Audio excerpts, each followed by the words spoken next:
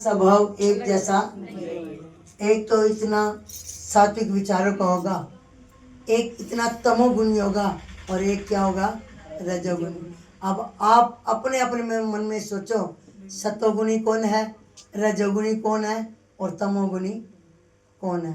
समझ आई तो ठीक, नहीं आई तो पूछ सकते हो। और अब तक ये सारी कथा में पूरे महीने में ये तीन बातें तो, और तीन बातें एक बंदे में नहीं, हर इंसान में ये तीन गुण समाये हुए हैं। कभी हम बड़ी भक्ति करते हैं तो हम बन जाते हैं सात्विक, तब कभी हम इतनी बुराई कर लेते हैं तब हम क्या बन जाते हैं, तमोगुण वाले।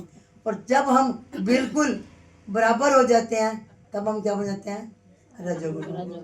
ये तीन गुण हर इंसान में है, कोई भी इंसान इन तीन गुणों से दूर नहीं। और यद्यपि ज्येष्ठा का रंग काला, नेत्र लाल तथा बाल बिखरे होने के कारण करूपा थी, तथापि भगवान की आज्ञा मानकर उद्दालक ऋषि दरिद्रा को अपने आश्रम में ले आए। आश्रम में आकर दरिद्रा ने देखा कि वहाँ वेद पाठ तथा हवन हो रहा है। यह देख उसने मुनि से कहा कि मैं ऐसे स्थान रहने के बजाय उस स्थान में रह सकती हूँ जहाँ चोरी जारी तथा ब्राह्मणों का अपमान होता हो। उसकी यह बात सुनकर उद्दालक ऋषि अत्यंत दुखी हुए और उसे वहीं छोड़ यह कहकर चले गए कि मैं तुम्हारे लिए कोई उपयुक्त स्थान देखकर आता हूँ। कौन अब है, कौन उसका पति। अब कोई औरत अपने पति को ये कहे कि मुझे तो अच्छी चीजें अच्छी नहीं लगती, तो वो तंग होके क्या कहेगा, तू तो यहीं बैठ, मैं आ रहा हूँ। फिर मुड़ के आना ही नहीं, क्योंकि जिसके विचार गलत है उस साथ रहना तो इससे अच्छा उसको छोड़ जाने में भलाई है।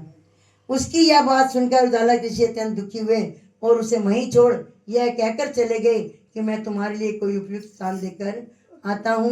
ऋषि के जाने के बाद कुछ देर तक दरिद्रा ने उनकी प्रतीक्षा की। इसके बाद वह रोने और चिल्लाने लगी। तब लक्ष्मी जी ने भगवान से कहा, हे भगवान, ऋषि द्वारा त्याग दिए जाने के कारण बहन दरिद्रा अत्यंत दुखी हो रही है, अतएव आप जाकर पहले उसे शांत कीजिए। तब विष्णु भगवान लक्ष्मी जी सहित वहां आकर कहने लगे कि तुम पिपल में निवास करो। पिपल हमारा ही अंश है। जो कोई कार्तिक शुद्धि पूर्णिमा को पिपल का पूजन करेगा वह तुम्हें प्राप्त होगा और उसके यहाँ लक्ष्मी का वास होगा।